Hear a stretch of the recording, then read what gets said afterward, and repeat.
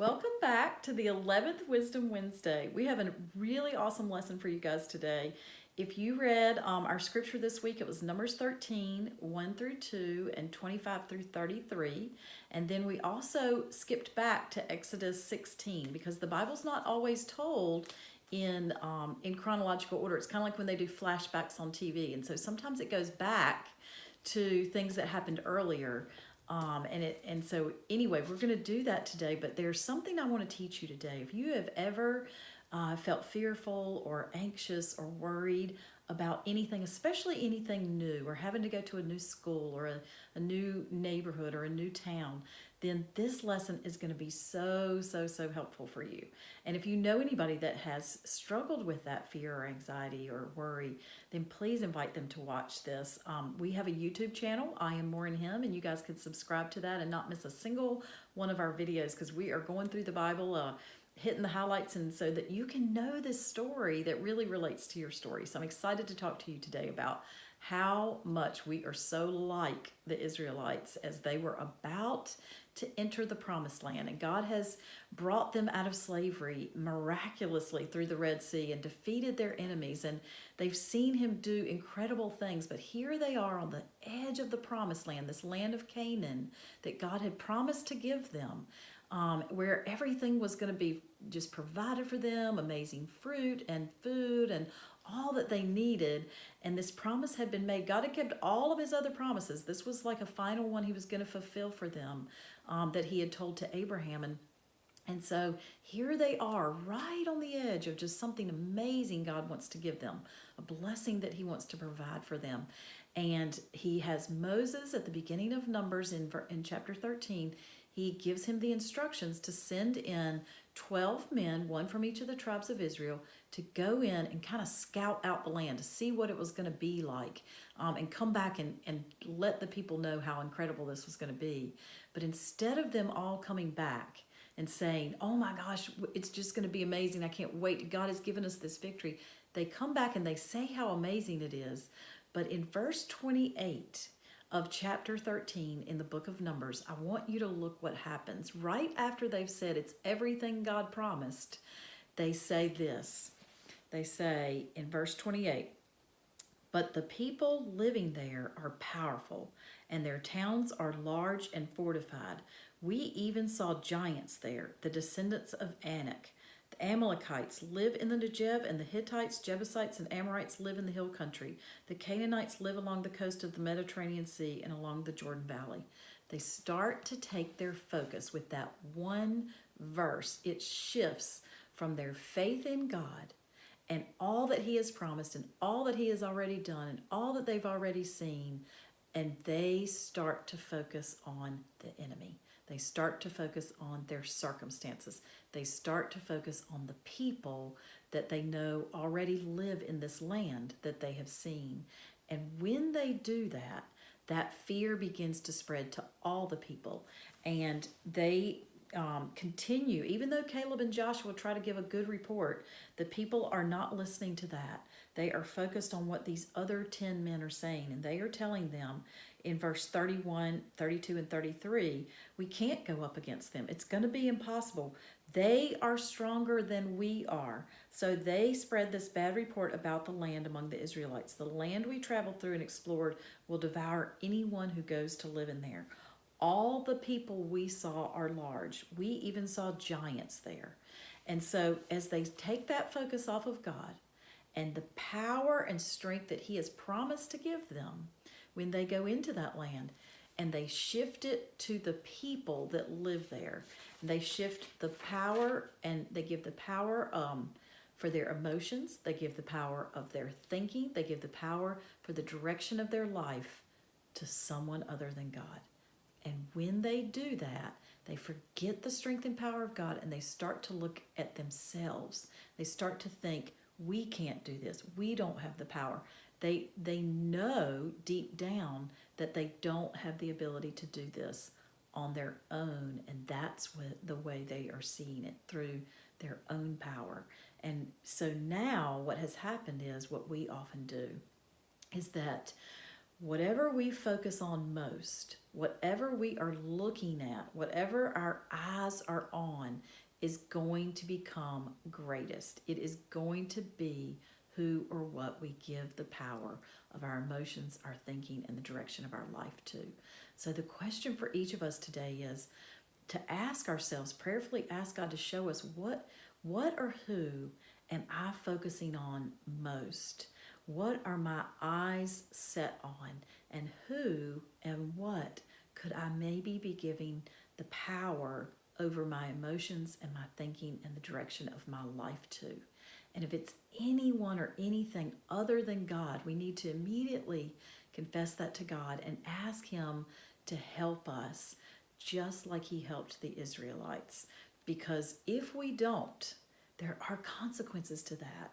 And so as you are reading this, you can see that what happened is when the Israelites did that, when they gave that power over their emotions and their thinking and the direction of their life to someone else, they were taken on a detour.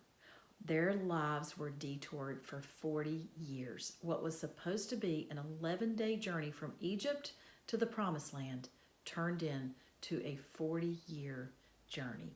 And we don't want our lives to be detoured like that. So, but even in the detour, I want you to see that God was still faithful and He was still good and He was still using that time for their good and His glory. And so that's where we end up in Exodus 16. As you go back to that and you read the story of what God did there, I want you to see what I call the Manna Principle. And so, as I said, it became evident to God that He was going to have to deepen their trust, that they needed a deeper trust and a deeper faith. They needed to get their eyes back on and their trust back in the power of God. And so what happens is He begins to help them with that. That chapter opens in Exodus 16 with their groaning and complaining and grumbling. And I don't know if you guys have ever been on a trip with your family, but I know I have 3 brothers and we used to go on trips all the time with my parents and maybe go down to the beach or something, and we wouldn't be out of the driveway 10 minutes and somebody would be saying, I'm hungry, I'm thirsty, are we there yet? And that's kind of like what the Israelites were doing. It was like they forgot, just like we did, that my parents never let us go hungry or thirsty for very long, and they certainly didn't tell us promise us that we were going to go somewhere, especially somewhere great like a vacation or the beach, and not do it. And so the Israelites were kind of like us, like they just focused on what they needed in the moment and what they didn't have, and they forgot that God had promised them He was ready to take them to somewhere really great. And so anyway, we see that He knows that they need that deeper belief and trust, so He gives them what is called manna. Now, in the story, you can see that manna comes down from heaven. It's like this thin, it's sort of a dewy sort of substance that would be on the ground, and they were instructed by Moses. God gave Moses these instructions to tell all His people to go out each morning and to pick up the manna that was on the ground. And the other part of the instructions was this, and this is important. They were told that they could only pick up enough manna that would feed them and their family for that one day. If they tried to pick up more than one day's worth, it would rot and they could not eat it. So they were told to do that. So think about this. Every night they went to bed and their tents were empty. They had no food. The bowls were empty. They had no food for the next day. And every night, I bet you, especially at the beginning, they went to bed wondering, are we going to have something to eat tomorrow? Are we going to be hungry? Are we going to be thirsty? Is it going to be there tomorrow? Will God give us what we need for tomorrow? And each morning they woke up and there it was again, God's perfect provision for just what they needed for that day. And so every day they went out and they got that. And if they took more than that, it would rot. And so I want you to know something, and this is extremely important. For 40 years they did that. And what that did was, as God provided for them day in and day out, day after day after day, the trust that they had in Him deepened. And we're going to see that when they actually do get to go into the Promised Land, that trust is so, so important. And it is just as important for us today. Now, the manna principle for us today is this, and this is what I want you to hear, that our New Testament, New covenant manna for today is the grace of Jesus that we are given because of what he did for us on the cross. Grace is given more than we deserve. It's more than we could ask for. And grace is what Jesus provides for us each day. It's always enough. So what happens is when we are fearful and anxious and worried, we are making usually a prediction of what's going to happen in the future. Fear is always trying to prophesy the future. If you think about it, the things you're fearing are usually things that haven't happened yet. And I have to say, I don't think many of us have been called to be a prophet. So we usually are thinking of those things. Now, maybe those things will come true, maybe they won't. But what we need to remember is this, that when we are really like worrying and fearful and anxious about things that might happen in the future, that may or may not happen, that even if they do, even if the worst case scenario happens, that we can know that God will give us the grace that we need to walk through whatever that might be. And it will always be enough. That he never runs out of grace because he is enough. And he has enough. And he never runs out. His provision is always perfectly what you and I need for each day. So we can trust that as we are walking through maybe what might be a desert season for you, maybe we have some fears about what might be to come. And if we have been derailed because of that fear, that we need to remember that he has the power and the strength to give you and me what we need for today because he is enough. Have a great week, girls. Remember whose you are and who you are, and let that be the perspective that you filter your life through. Let that be who you give the power to. See you next week.